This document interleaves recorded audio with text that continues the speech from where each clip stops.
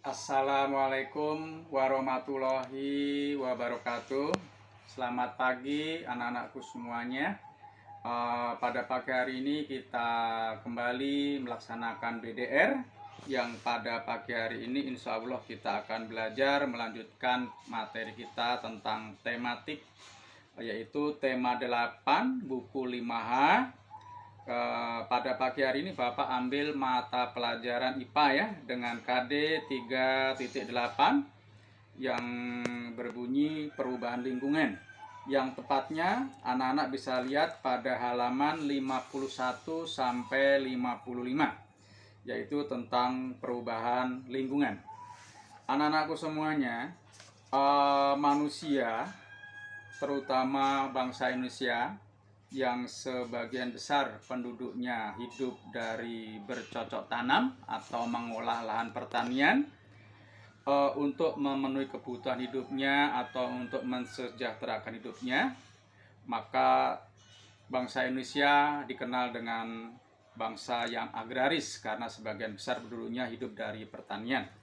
Untuk itu manusia terutama tinggal di desa-desa atau di daerah-daerah tidak terlepas dari alam. Jadi manusia dalam memenuhi kebutuhan hidupnya mau tidak mau harus berhubungan dengan alam, yaitu untuk memenuhi kebutuhan hidupnya. Dalam hal manusia berhubungan dengan alam, kadang-kadang manusia melakukan kegiatan yang berdampak positif terhadap perubahan lingkungan atau alam. Ada juga yang berdampak positif atau berdampak negatif dalam perubahan lingkungannya. Di sini Bapak ingin menyampaikan beberapa contoh pengaruh kegiatan manusia terhadap lingkungan yang berdampak negatif dulu ya. Dalam memenuhi kebutuhan hidupnya, manusia kadang-kadang mengambil tindakan yang ingin cepat menghasilkan sesuatu yang lebih dan banyak dalam waktu yang sesingkat-singkatnya. Misalnya untuk membuka lahan pertanian atau membuka lahan perumahan, manusia membuka hutan dengan cara membakar. Jadi hutan dibakar untuk lahannya digunakan sebagai perumahan atau lahan pertanian. Ini akibatnya fatal ya bagi lingkungan, ekosistem dan perubahan lingkungan yang sebagian besar adalah berdampak negatif.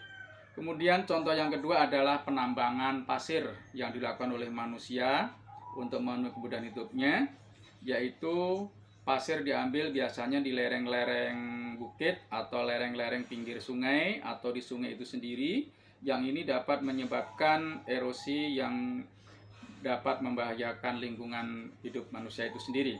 Kemudian yang ketiga adalah penggunaan pupuk kimia dan pestisida yang berlebihan.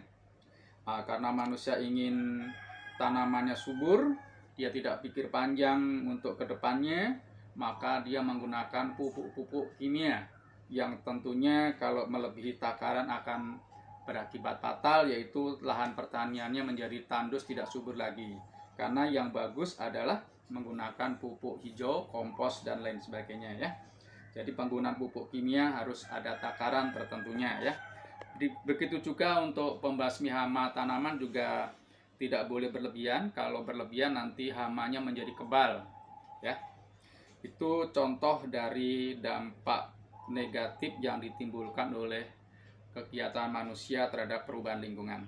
Namun demikian, manusia juga dalam kegiatannya berhubungan dengan alam juga ada yang berdampak positif.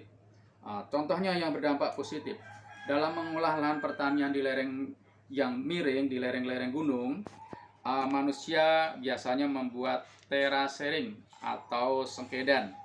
Dengan dibuatnya terasering atau sengkedan ini, maka aliran air yang dari atas ke bawah itu dapat ditahan, tidak meluncur deras. Dengan ditahannya air tersebut, air akan meresap ke dalam tanah sehingga sebagai sumber-sumber mata air pada musim kemarau ya. Yang kedua, manusia juga dapat melakukan kegiatan reboisasi untuk menanami hutan-hutan yang gundul. Dengan demikian, untuk mengurangi bencana banjir, tanah longsor, dan juga dapat menahan air meresap ke dalam tanah yang nantinya kalau hutannya sudah lebat sebagai sumber juga bahan makanan, bahan bangunan, dan juga dapat menahan air menjadi meresap ke dalam tanah dan sebagai sumber mata air yang masa yang akan datang ya.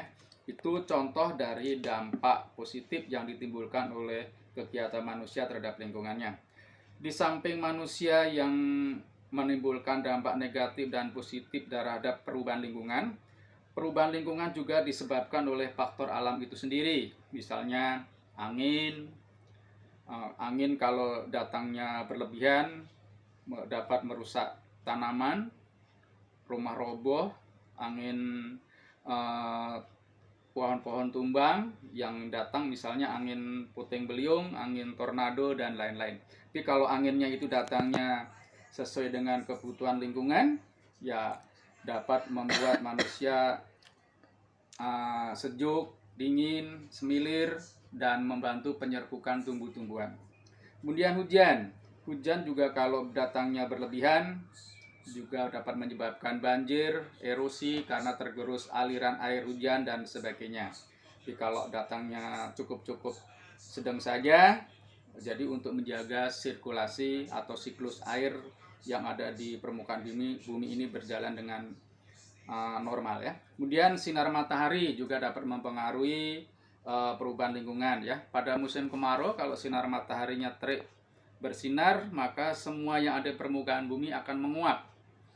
Tumbuhan menguapkan air, tanah-tanah menguapkan air, sumber-sumber air menguapkan air, sehingga banyak tumbuhan yang kering karena airnya telah menguap semuanya. Tanah-tanah pada tandus karena menguap semuanya ya. Kemudian juga gelombang air laut kalau datangnya berlebihan juga dapat menimbulkan abrasi, yang tebing-tebing, tanggul-tanggul di pinggir laut jebol, apalagi manusia tidak kreatif untuk membuat tanaman bako untuk menahan gelombang air laut atau tembok-tembok pemecah gelombang dan lain sebagainya ya. Nah, itu merupakan contoh kegiatan manusia atau faktor alam itu sendiri yang dapat mempengaruhi perubahan lingkungan, baik yang berdampak positif ataupun berdampak negatif. Nah, anak-anakku semuanya, tugas pada pagi hari ini yang nomor 1 ya, Bapak bacakan. Tugas pada hari ini nomor 1, tuliskan 5 contoh kegiatan manusia yang berdampak positif pada perubahan lingkungan. 5 ya.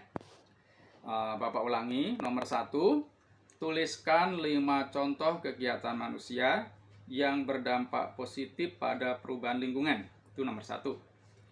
Untuk yang nomor 2, tuliskan 5 contoh kegiatan manusia yang berdampak negatif pada perubahan lingkungan. Ulangi lagi, nomor 2, tuliskan 5 contoh kegiatan manusia yang berdampak negatif pada perubahan lingkungan. Yang seperti yang Bapak jelaskan tadi ya. Untuk yang nomor 3, anak-anak melengkapi tabel pada halaman 55 ya. Yang ayo jawab. Jadi soal yang nomor 3, anak-anak melengkapi tabel yang halaman 55 pada buku paketnya ya, yang dibuat seperti contoh. Contohnya misalnya nomor 1, gejala alam yang mempengaruhi perubahan lingkungan, misalnya angin. Peristiwa perubahan lingkungannya misalnya angin tornado, angin puting beliung menyebabkan robohnya pepohonan dan menghancurkan rumah penduduk. Jadi anak-anak, itu contoh nomor 1 angin, nomor 2 hujan, nomor 3 cahaya matahari, dan nomor 4 gelombang laut. Dibuat seperti contoh ya. Jadi ada 3 soal saja ya. Itu yang bisa kita pelajari pada pagi hari ini. Mudah-mudahan bermanfaat untuk anak-anak di masa dewasa nanti ya. Sekian dan selamat belajar ya. Wassalamualaikum warahmatullahi wabarakatuh.